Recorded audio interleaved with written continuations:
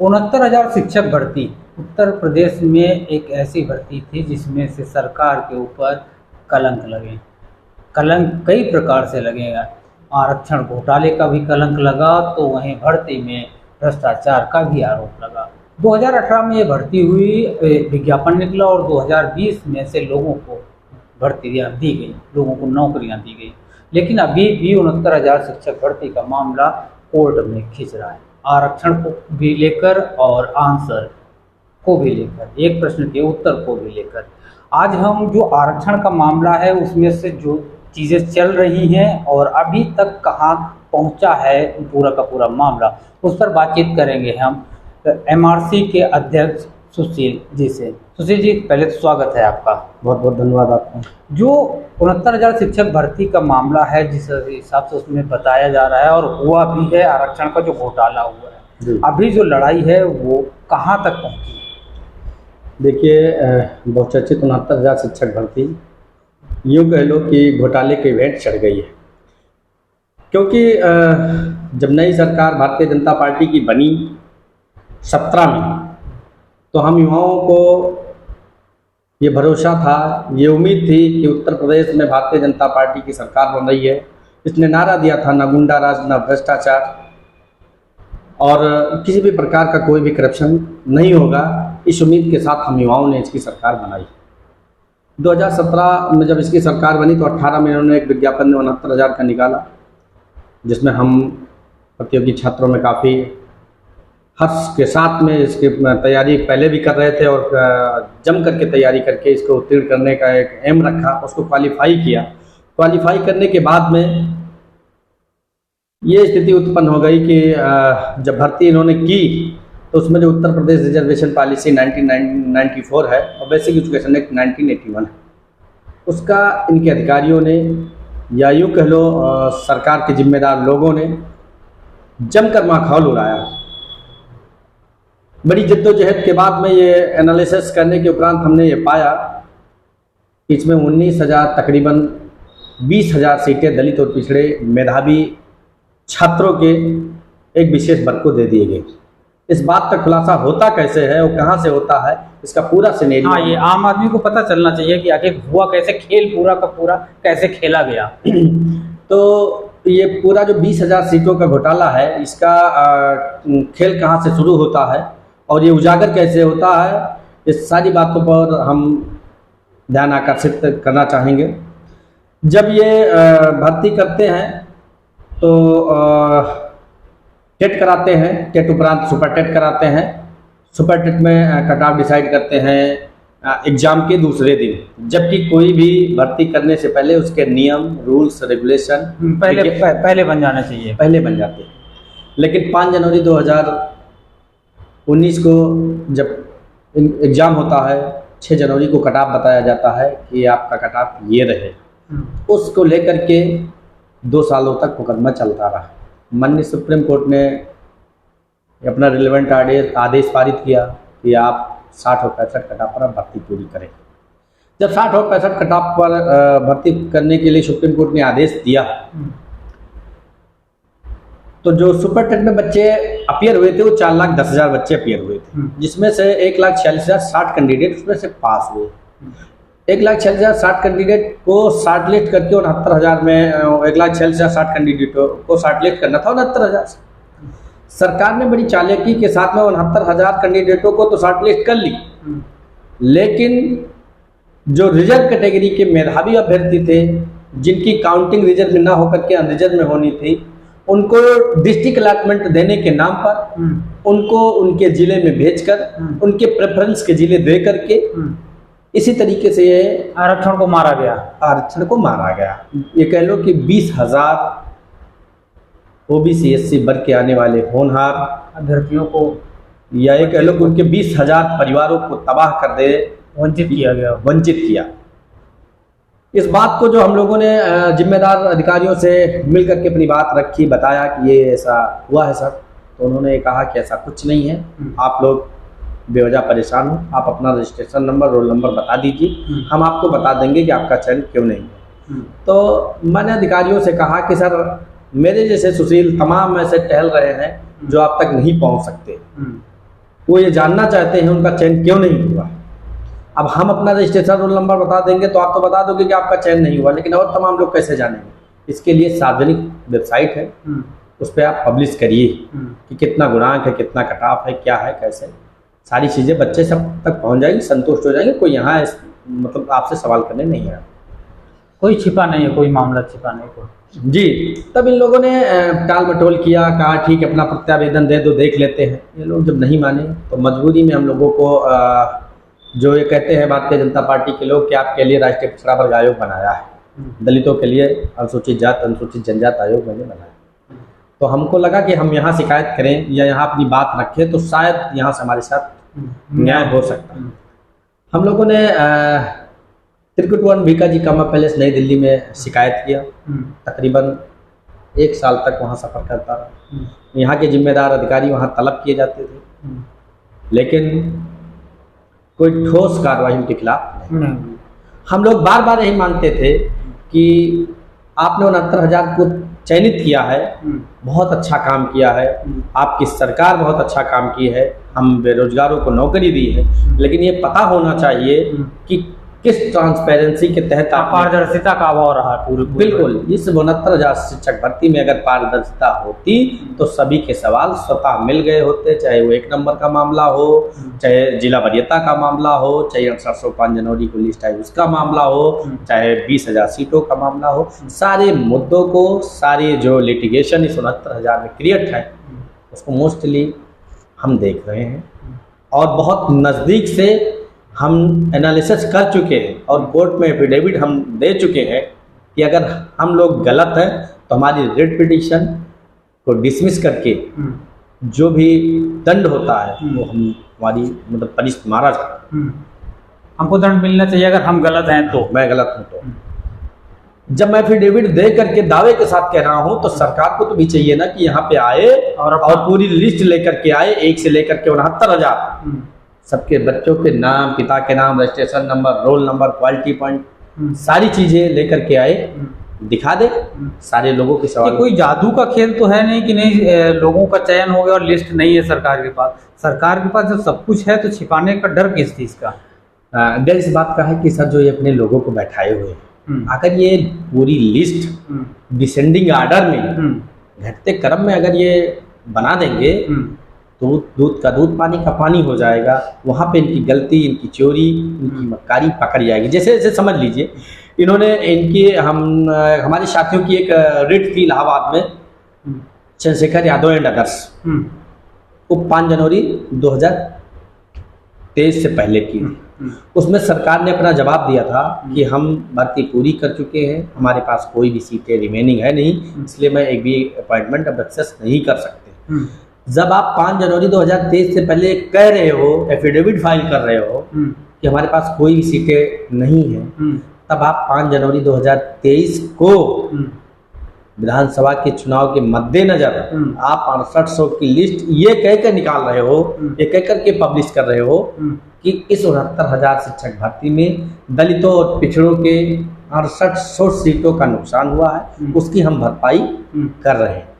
आप भी जानते होंगे 6800 की लिस्ट आई थी। हाँ, वो मामला आया था अगेंस्ट आरक्षण घोटाले के, कि आरक्षण घोटाले के सापेक्ष हम 6800 जो हैं सीटें दे रहे हैं। हाँ, इतनी सीटें दे रहे हैं। ठीक है, आप तो इससे पहले आप 4 दिन पहले बता रहे हो मेरे पास सीटें नहीं है, 4 दिन बाद आप लिस्ट कैसे जारी कर दे रहे हो? कल एक बीजेपी के प्रवक्ता हमारे साथ एक डिबेट में बैठे थे, उन्होंने कहा कि आनन फानन में अधिकारियों ने ऐसा किया है। अब आप नियुक्ति करने जा रहे हो कि नौटंकी करने जा रहे हो? आनन फानन में नौकरी नियुक्ति करोगे? जब उनसे सवाल पूछा कि आप आनन फानन में IAS लोग काम करते हैं, तो कहने लगे कि आयोग का दबाव था, आयोग का आदेश आया था और इधर अधिकारियों ने जो है आनन फानन में कर दिया। तो आयोग का जो आदेश आया था उसको भी मैंने बताया कि 29 अप्रैल 2021 को आया था और ये लिस्ट आई है 5 जनवरी 2023। वैसे तो हमको जहाँ तक मालूम है ब्यूरोक्रेसी में जो अपने कॉन्स्टिट्यूशनल जो टर्म्स हैं जी। ब्यूरोक्रेसी के ऊपर दबाव काम नहीं करता है, ये साफ तौर पे लिखा गया है। और ये भी कहा गया है कि ब्यूरोक्रेसी को दबाव में काम करना भी नहीं चाहिए। तो ऐसे में आनन फानन का दबाव जो तो बीजेपी के प्रवक्ता ने स्वीकार किया, कैसे स्वीकार कर लिया?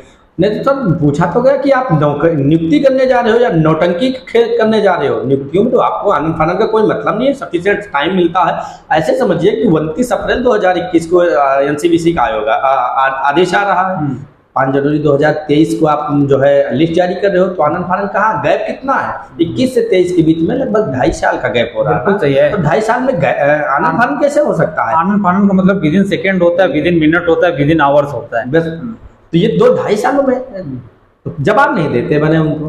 तो उन्होंने ये कहा कि ना वहाँ विद्वानों की कमी है ना यहाँ विद्वानों की कमी है। आयोग में जो भी लोग डिप्यूटेड है उनकी नजरों में कि वो लोग मतलब तो ये कटाक्ष कर रहे थे, ना वहाँ विद्वानों की कमी है ना बेसिक में विद्वानों की कमी। अंततः हमने उनसे रिक्वेस्ट किया कि आप बड़े जिम्मेदार प्रवक्ता हैं, पार्टी का पक्ष हमेशा रखते हैं, चीखते रहते हैं पार्टी के लिए, तो आपसे सिर्फ इतना निवेदन है कि इस भर्ती का सिर्फ एक ही सम्मान हल है। आपने जिसको नियुक्त किया है उसका ढिंढोरा भी पीटा है कि हमने इतनी नौकरियों के नाम पे अपनी वाहवाही, अपनी पेट भी थपथपाई है सरकार ने। बिल्कुल, इन्होंने ढिंढोरा, मैंने कहा कि पीटा है आपने। तो अगर आपने ढिंढोरा पीटा है तो एक बार ये भी ढिंढोरा पीट दो कि मैंने भर्ती ट्रांसपेरेंसी की है, जिसको जो चाहिए वो ले जाए।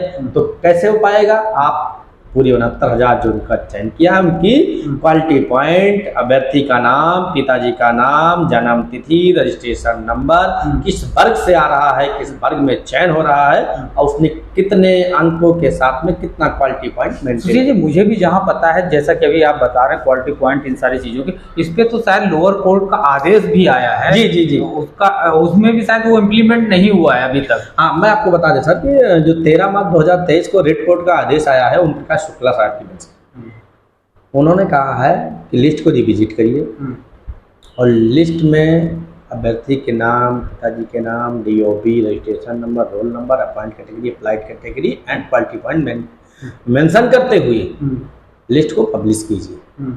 लेकिन आदेश आने के उपरांत इतने समय बीत गए, सरकार ने या जिम्मेदार अधिकारियों ने कोई भी उस पर कार्रवाई नहीं की। तो सरकार ने जो कोर्ट के आदेश की जो अवहेलना कर रही है, क्या मंशा हो सकती है? आपको क्या लगता है क्या मंशा हो सकती है सरकार की? देखिए, सरकार इसमें एक्चुअली है क्या कि वास्तविक रूप से ये फंसी हुई है। कैसे फंसी हुई है? आम आदमी को कैसे समझ में आएगा ये फंसी हुई है? जैसे कि अगर ये लिस्ट को रिविजिट कर देती है तो जो अंदर बैठे हुए अपने लोग इनके हैं, यानी जो सिलेक्टेड पर्सन है, जो सिलेक्ट हो चुके हैं, जी हाँ, जो सिलेक्टेड पर्सन है, जो इनके अपने लोग हैं, उनको बाहर जाने का खतरा है। अच्छा, और लिस्ट रिविजिट नहीं होती है तो दलितों पिछड़ों के जो 20,000 सीटों के घोटाले का इनके ऊपर आरोप है, ये कन्फर्म सिद्ध होता है कि आपके तो लिस्ट रिविजिट करिए, हम लोगों के मुंह पर लाइए लिस्ट मार दीजिए, सारे सवालों के जवाब मिल जाएंगे। ना आप लिस्ट रिविजिट कर रहे हो, ना डिसेंडिंग आर्डर में पूरी 69,000 की लिस्ट दे रहे हो, तो समझा क्या जाए? यानी आपने कहीं ना कहीं आपने घोटाला किया है, आपको डर है इसी कारण से। देखिए, जब हमने 20,000 सीटों का आरोप लगाया तो आपने बड़ी जद्दोजहद के बाद 68 स्वीकार किया। तो स्वीकार करने के उपरांत 13 मार्च को कोर्ट ने रद्द कर दिया। कोर्ट ने कहा ऐसे नहीं होता कि जब चाहो तुम 6800 लिस्ट जारी कर दो, 500 की लिस्ट जारी कर दो। अच्छा, 6800 की लिस्ट को रद्द कर दिया गया? हाँ, कोर्स कर दिया गया। 6800 कोर्स कर दिया, 13 मार्च को आदेश है उसका जो है। ये रद्द क्यों किया है, इसके पीछे सिर्फ इतना है क्योंकि कोर्ट ने माना है कि इस भर्ती में बड़े पैमाने पर स्कैम है और जब तक लिस्ट पुनः प्रिपेयर नहीं होगी तब तक इसमें ट्रांसपेरेंसी नहीं आएगी। अब ट्रांसपेरेंसी लाएं तो सर वहाँ मामला आकर फंस जाता है जो अपॉइंटेड लोग। अच्छा, ये जो सिंगल बेंच का जो ऑर्डर है और सरकार भी सुन नहीं रही है, तो आगे फिर क्या आप लोग डबल बेंच गए हैं? कैसे आगे का क्या प्रोसीडिंग हुआ अभी तक? जो देखिए सर, मैं आपको बता दें कि ठोकरें खुद बताएंगी संभलना कैसे। ठोकरें खुद बताएंगी कि संभलना कैसे है। मोड़ आ जाने से रास्ते खत्म नहीं होते। बिल्कुल। ये कितने दिन रहेंगे सत्ता में, कितने दिन कोर्ट में नहीं जाएंगे? एक दिन इनका भी तो समय आएगा। आज सत्ता में है, सरकार में है, जब कभी भी परिवर्तन होगा तो मैं दावे के साथ कह दूं उस दिन ये ऐसे बेनकाब होंगे, ऐसे बेनकाब होंगे कि इससे पहले कोई बेनकाब नहीं हुआ होगा। ये एक तरफ तो दिखाते हैं कि हम दलितों और पिछड़ों के साथ हैं और चुनाव के समय दलितों पिछड़ों के साथ रहते हैं, चुनाव के उपरांत दलितों पिछड़ों के हक, हिस्सेदारी, हुकूक को निगल जाते हैं, उनके साथ नहीं खड़े होते। मेरा कहना है कि विभाजन रेखा हमेशा स्पष्ट होनी चाहिए। साथ हो तो साथ हो और खिलाफ हो तो खिलाफ खड़े रहो। ये ना कि चुनाव आ जाए तो साथ हो जाओ और चुनाव खत्म हो जाए तो खिलाफ हो जाओ। अभी वर्तमान में जो डेट लगी थी जी, फिर शायद मुझे जो जानकारी है कि फिर से नई डेट मिली है जी। आपको क्या उम्मीद लग रही है कि इस सरकार में ये भर्ती क्लियर हो पाएगी? आप लोगों की जो समस्या है, मूल समस्या जो है 19 से 20 हजार पदों को लेके जो जिस पे आरक्षण घोटाले की बात कह रहे हैं आप लोग, उसका हल हो पाएगा इस सरकार में? आपको क्या लगता है? देखिए, माननीय न्यायपालिका पर पूरा भरोसा है और ये भी समझ लीजिए कि अगर भरोसा ना भी करें तो क्या करें, जुडिशरी के अलावा या उसके अतिरिक्त और कोई व्यवस्था नहीं है। यानी आपके सामने समस्या हो गई है, मरता क्या ना करता, यही? जी, मरता करता क्या ना वाली कहावत जो है वो हम लोगों पर लागू। जैसे सपोज करिए कि अगर मैं अदालत नहीं जाता तो घर बैठ जाऊं, तो जो संविधान में अधिकार बाबा साहब भीमराव अम्बेडकर जी ने हमको दिया है, हमारे सामने लूटा जा रहा है। इतना तो मैं हमारी आने वाली नस्लें जरूर कहेंगे ना कि हमारे भाई, हमारे पेरेंट्स संघर्ष किया, चुप रह करके बैठ जाएंगे तो कायर कहेंगे। तो इसलिए हम लोग संघर्ष कर रहे हैं। न्यायपालिका पर पूरा भरोसा है कि न्यायपालिका हमारे साथ न्याय करेगी। मानते हैं कि राज्य सरकार की तरफ से जो शासकीय अधिवक्ता है, प्राइवेट काउंसिल है, लोग नहीं जा रहे हैं, लेकिन उसका भी एक लिमिटेशन होगा, कितने दिनों तक नहीं आएंगे। अदरवाइज इस कोर्ट को कहना पड़ेगा कि लास्ट अपॉर्चुनिटी आपको और दी जाती है, इसके बाद हम इनको सुन करके जो है। हमें अंदर खाने से भी एक चीज़ पता चली थी कि शायद सरकार याची लाभ देने के मंशा में ऐसा कुछ है, तो अगर याची लाभ सिर्फ वो देती है जी, तो उसमें से क्या आप लोग सहमत हो जाएंगे सिर्फ याची लाभ के, या फिर पूरा जो घोटाला हुआ है उसको आप पारदर्शिता पर्दाफाश करना चाहेंगे? सर देखिए, याची लाभ से हम लोगों का कोई विशेष मतलब नहीं है। हम लोगों को सिर्फ इतना मतलब है कि जो संविधान में प्रदत्त अधिकार है, जो संविधान में व्यवस्था मिली है 27%, 21%, 2% और 50% ओपन कैटेगरी, उसके तहत ये लोग नौकरियां दें। उसमें चाहे सुशील का चयन हो या ना हो, या सुशील जैसे तमाम लोग बहुत पढ़े हैं उनका हो चयन ना हो, कोई भी ऑब्जेक्शन नहीं है।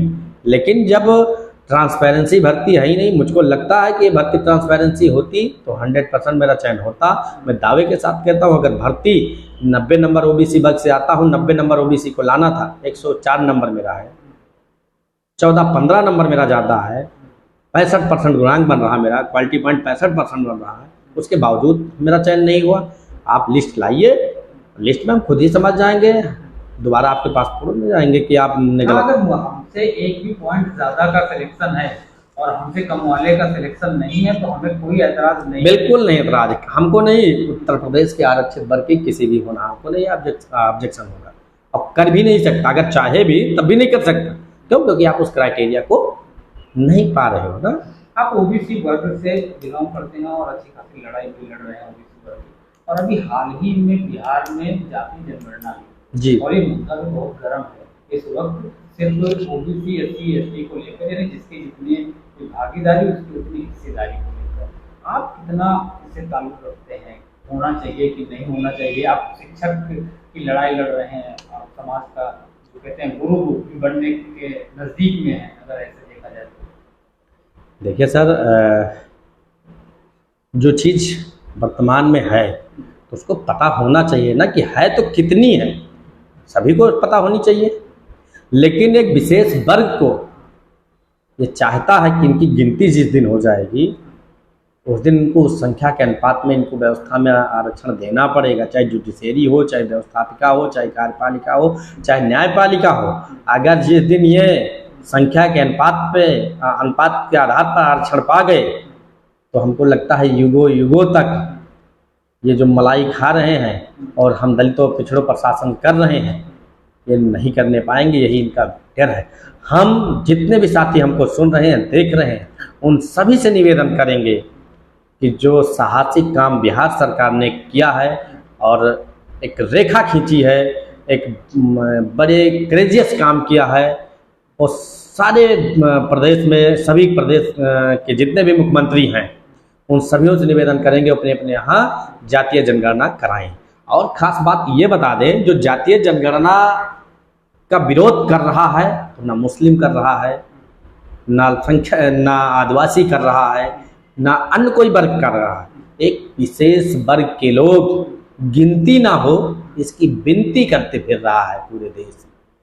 अगर हम अभी हाल ही में बात करें, राहुल गांधी ने भी बयान दिया कि जातीय जनगणना इस देश के लिए बहुत जरूरी है क्योंकि देश का एक्सरे क्या है वो पता होना चाहिए। तो कांग्रेस पूरी तरह से खुल गई है इस मामले को लेकर और 2024 में जातीय जनगणना की राजनीति भी बना रही है। इसको कैसे देख रहे हैं? बिल्कुल जातीय जनगणना होना चाहिए। ये देश की प्रगति, उन्नति, विकास के लिए, हक हिस्सेदारी के लिए इतना ज़रूरी है कि उसको हम अपने मुख से एक्सप्लेन नहीं कर सकते। आज ही मैंने पढ़ा है कि राहुल गांधी जी ने कहा है कि जातीय जनगणना के उपरांत आर्थिक आधार पर भी जनगणना कराएंगे, आर्थिक सर्वेक्षण भी कराएंगे कि कितने लोग, आर्थिक आधार पर कितनी संख्या है, क्या उनका भी एनालिसिस करेंगे। तो कांग्रेस सरकार या जो भी इंडिया गठबंधन जो भी काम कर रही है, ये दलितों, पिछड़ों, अल्पसंख्यकों सभी के हितों को ध्यान में रखते हुए काम कर रही है। और यहाँ ये भी नहीं है कि विशेष वर्ग का नुकसान हो रहा। आप जितने हिस्से में हो उतने तो हिस्सेदारी लोगे। आप 15% आबादी आच्छादित करते हो, आप 50% आरक्षण कैसे लोगे? एक राहुल गांधी ने और मोदी सवाल उठाया था प्रधानमंत्री नरेंद्र मोदी से कि 90 जो सचिव वो देश को चलाते हैं जी, 90 में से ओबीसी का प्रतिनिधित्व करने वाले सिर्फ 3 लोग। जी, बहुत बड़ा सवाल किया था और उसका जवाब आज तक भाजपा ने नहीं दिया जी। वो देंगे कैसे? जब आपने भी देखा था, स्वामी प्रसाद मौर्य जी ने सवाल किया था, पूजहि विप्र सकल गुणहीना, शूद्र न पूजौ वेद प्रवीणा। कश्यप समाज से, निषाद बिंद धीवर मल्लाह समाज से, पासी कोरी चमार समाज से चाहे जितना भी बड़ा विद्वान हो जाए वो पूजनीय नहीं हो सकता। यही तो इसका शाब्दिक अर्थ है। शूद्र गंवार ढोल पसनारी, सकल ताड़ना के अधिकारी। वैसे रामायण की ये जो चौपाई है, इन चौपाइयों में बहुत मतभेद है और बहुत सारे अलग अलग तरीके से यहाँ पे ढोल और गंवार और नारी को सबको ताड़ना जो शब्द है उसको अलग अलग तरह से डिफाइन किया गया है। तो इसमें तो बड़ा बृहद चर्चा हो जाती है, बहुत कंट्रोवर्सी हो जाती है, ये एक अलग विषय होती है। अगर हम वर्तमान में बात करें, भाजपा की जो विचारधारा है, जो 2024 को लेकर वो समीकरण सेट कर रही है और जो कांग्रेस समीकरण सेट कर रही है, आपको क्या लगता है कि कौन से मुद्दे हावी होने वाले हैं? देखिए, सबसे पहले तो जो जातीय जनगणना का मुद्दा है, ये तो सर चढ़कर बोलेगा आपकी बात। और उत्तर प्रदेश में जो भर्तियां भ्रष्टाचार की भेंट चढ़ी हैं, ये भी मुद्दा रहेगा। और इसका उत्तर प्रदेश से बिगुल घोसी के चुनाव से बच भी चुका है। यही भारतीय जनता पार्टी की सरकार थी, जब कोई शिकायत निर्वाचन आयोग में करने जाता था तो वहाँ के संबंधित अधिकारी कोई कार्रवाई नहीं करते थे। अब की बार खुद गई थी शिकायत करने कि यहाँ पे जो है गलत तरीके से या पैसा कौड़ी दे करके जो भी इन्होंने एलिगेशन लगाए हैं, ये 5 राज्यों के जो विधानसभा चुनाव होने जा रहे हैं, ये तस्वीर साफ कर देंगे। और पूरा भरोसा है कि इस बार ये बेनकाब होंगे और इंडिया की विपक्ष का जो गठबंधन बना है, विपक्ष के गठबंधन में 13 के आसपास उन्होंने सीटों की घोषणा भी कर दी, कौन कहाँ से लड़ेगा। जी, लखनऊ की अगर बात करें, लखनऊ राजधानी की सीट मानी जाती है उत्तर प्रदेश में। जी, यहाँ पे जो इंडिया गठबंधन है, जो विपक्ष का गठबंधन है, उन्होंने रविदास मल्होत्रा को जिताया। जी, आपको कितना लगता है कि ये चयन इंडिया गठबंधन का सही? देखिए, सर आपको ये बता दें कि सारे पहलुओं पर एनालिसिस के उपरांत ही पार्टियां टिकट देती। मुझे लगता है कि रविदास मल्होत्रा से कोई बेहतर नहीं रहा होगा, इसलिए रविदास मल्होत्रा जी को दिया गया। तो उम्मीद है कि इंडिया गठबंधन ने जिसको प्रत्याशी बनाया है, हम युवा वर्ग, अभी देखिएगा टेवा पेंशन जो ओपीएस का मामला था, और तमाम संगठनों के साथ ही हम दलित पिछड़ा संयुक्त मोर्चा के प्रदेश अध्यक्ष हैं। अभी मैं दिल्ली भी था, मैं उनको समर्थन देने भी गया था जो है, और तमाम जो संगठन हैं हम सभी लोग ने तय कर लिया है कि जो हमारे हक हिस्सेदारी हमारे बात करेगा वही के साथ हम लोग खड़े होंगे। तो रविदास मल्होत्रा हो या कोई भी मल्होत्रा हो, जिसको इंडिया गठबंधन अपना टिकट दे देगी, हम लोग उसके साथ कंधे से कंधा मिला करके उसको चुनाव लड़ाएंगे और जिताएंगे। यानी कोई आपके मन में कोई ऐसा नहीं, कोई पर्दा नहीं है, बिल्कुल साफ है कि जिसको इंडिया गठबंधन देगा टिकट हम वही हमारा नेता होगा। बिल्कुल। और राम मंदिर जैसे मुद्दे क्या ये फीके पड़ जाएंगे? राम मंदिर, अब आपको बता दें, राम मंदिर मुद्दे का मतलब ये है कि मूल रूप से वो आस्था का विषय है।